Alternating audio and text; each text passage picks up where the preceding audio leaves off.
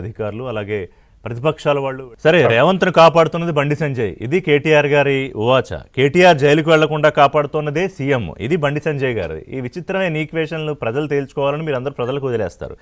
ఈ ఈక్వేషన్లు తేలితే తప్ప మీ పొలిటికల్ ఈక్వేషను రేపు ఎంతవరకు మీరు బలపడతారు అనేది తేలే అవకాశం ఉందా లేదా? ఒకటి ఎందుకు టైం తీసుకుంటున్నారని, ఎందుకంటే తెలంగాణ రాష్ట్రానికి బీజేపీ అధ్యక్షుడు రావాలి. రకరకాల పేర్లు నాంటున్నాయి. బహుశా ఇవాళ రేపు అయితే చర్చలు సీరియస్గా జరుగుతాయి జాతీయ అధ్యక్షుడి విషయంలో, తెలంగాణ రాష్ట్ర అధ్యక్షుడి విషయంలోని. ఎందుకంటే ఇప్పుడు వచ్చే కొత్త అధ్యక్షుడు టార్గెట్ ఖచ్చితంగా మిషన్ తెలంగాణ అనే ఒక ప్రధానమైన ధ్యేయంగానే మీరు తీసుకురావాల్సిన పరిస్థితి ఉంది. సో ఈ కన్ఫ్యూజన్లో పెట్టి మీరు కొత్తగా రాజకీయం మొదలు పెట్టాలనుకుంటున్నారా ప్రకాష్ రెడ్డి గారు? అంటే ఇటు రెండు పార్టీలని బదనాం చేసే కార్యక్రమంతో కొత్త అధ్యక్షుడి ఎంపిక, అధికారానికి దగ్గరగా బాటలు, అంతేనా? సార్ ఇప్పుడు మీకు ఒక చిన్న ఇది చెప్తాను సార్. తెలంగాణ రాష్ట్రంలో కాంగ్రెస్ పార్టీ, బీఆర్ఎస్ ఇంతకుముందు దయాకర్ గారు చెప్పినటువంటి పాయింటే, ఉద్యమ సందర్భంగా కానీ, ఉద్యమం తర్వాత కానీ, ఉద్యమం కొనసాగుతున్న సందర్భంలో కానీ, లేదా ఉద్యమం ఫస్ట్ 2004లో ఉద్యమ సందర్భంగా పోటీ చేసినప్పుడు కూడా కాంగ్రెస్ ప్రభుత్వంలో బీఆర్ఎస్ ఉంది తప్పిస్తే బీఆర్ఎస్ ప్రభుత్వంలో కాంగ్రెస్ ఉంది, కాంగ్రెస్ ప్రభుత్వంలో బీఆర్ఎస్ ఉంది. ఎట్లయితే ఏముంది, వాళ్ళ ప్రభుత్వంలో వాళ్ళు భాగస్వాములు. వాళ్ళు బీజేపీ ఎప్పుడన్నా బీఆర్ఎస్ తో కలిసిందా? ఎప్పుడన్నా ఏది మీరు పార్టీలు మారేక కదా చెప్పేది? నేను 2004 ఎలక్షన్ చెప్తున్నాను సార్. 2004 ఎలక్షన్స్ లో మన్మోహన్ సింగ్ గారు మన్మోహన్ సింగ్ గారి కేబినెట్ లో కేసీఆర్ గారు మంత్రి.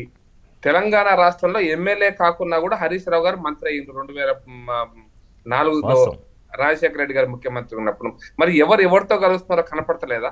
మరి ఊకే కేటీఆర్ గారు బీజేపీ కాంగ్రెస్ ఒకటే ఎట్లా అంటారు? బీజేపీ కాంగ్రెస్ ఒకటే అని. రెండో పాయింట్, కాంగ్రెస్ పార్టీ కూడా ఎన్నికల కంటే ముందు ఇదే తప్పుడు ప్రచారంతో ఎన్నికలకు అధికారంలోకి వచ్చింది. అప్పుడు ఇంకో మాట చెప్పిన దురదృష్టకరమైన మాట, చిన్న నాయకుడు చెప్పలేదు, రాహుల్ గాంధీ చాలా పెద్ద నాయకుడు. మనందరం కూడా గౌరవించేటువంటి ఒక మాజీ ప్రధానమంత్రి ఇందిరాగాంధీ గారి దురదృష్టకరమైన బలిదాన దినోత్సవం రోజు. అది మనం ఎప్పుడు కూడా ఆ సంఘటన గుర్తు చేసుకుంటాం. ఆ రోజు పాలమూరు ప్రజా బేరీ కార్యక్రమంలో రాహుల్ గాంధీ గారు దోచుకున్నదంతా కక్కిస్తాం 31 అక్టోబర్ 2023 సార్, ఇంకా 2 సంవత్సరాలు కావాల్సింది.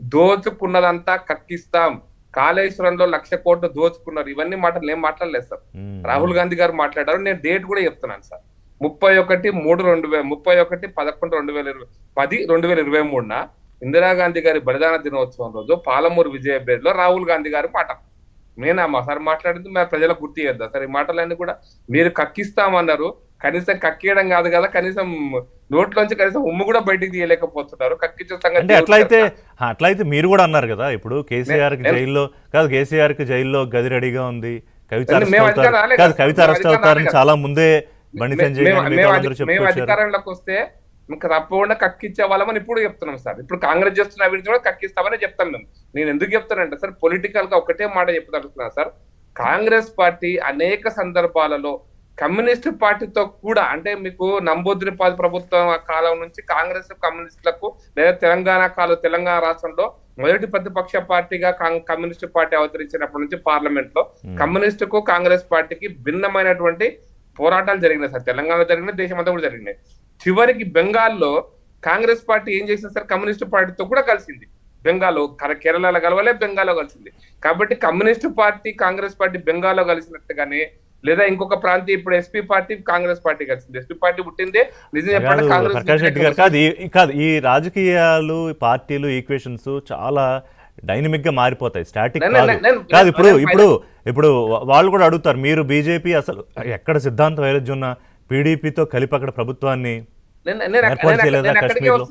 అక్కడికే వస్తున్నాను సార్. అయితే నేననే పాయింట్ ఏంటంటే, పీడీపీతో బీజేపీ కలిసిందా, ఇంకో పార్టీతో బీజేపీ కలిసిందా, డిఎంకేతో బీజేపీ ఉంది, ఏఐడిఎంకేతో కూడా బీజేపీ ఉంది, ఏఐడిఎం కాంగ్రెస్ ఉంది. నేననే పాయింట్ ఏంటంటే, బట్ ఒక్కటి మాత్రం నిజం, కేటీఆర్ గారు మాటికి చెప్తున్నటువంటి మాట ఏదైతుందో బీజేపీ కాంగ్రెస్ ఒక్కటే అనేటువంటిది పచ్చి అబద్ధం. ఎందుకు అంటే దేశ రాజకీయాలలో ఇది బీజేపీ పుట్టిందే కాంగ్రెస్ వ్యతిరేకం, కాంగ్రెస్ భావజాలానికి వ్యతిరేకంగా, భిన్న భావజాలం కోసం 1951లో జనసంఘ్ పార్టీ పుట్టినప్పటి నుంచి కాంగ్రెస్ వ్యతిరేకంగానే పోరాటం చేస్తున్నప్పుడు ప్రజలు నమ్మరు సార్. అందుకోసమే కేటీఆర్ గారికి నా అప్పీల్ ఏంటంటే, ప్రజలు నమ్మే విధంగా మాట్లాడండి. కాంగ్రెస్ బీజేపీ ఒక్కటనే వాదాన్ని అందులో సో పసలేదు. ప్రజలు ఆ నమ్మే పసలు విషయాల మాట- మీద ఫోకస్ పెట్టండి, తద్వారా పొలిటికల్ గెయిన్ వస్తుంది తప్ప దీనివల్ల పొందండి. ఉపయోగం కానీ లేదు. అనవసరమైన విషయాలను మీరు బీజేపీ కాంగ్రెస్ ఒక్కటనే మాటల వల్ల శ్రీధర్ మీ రెడ్డి గారు. స్థాయి తగ్గుతుంది. మీరు ప్రతిపక్షంలో మీరు ఉండి కూడా ఇటువంటి మాటలు మాట్లాడడం వల్ల మీ యొక్క ఇమేజ్ పెరగదని మాత్రం చెప్పాలి. శ్రీధర్ రెడ్డి గారు ఇది చెప్తూ, దీనికి సమాధానం చెప్తూ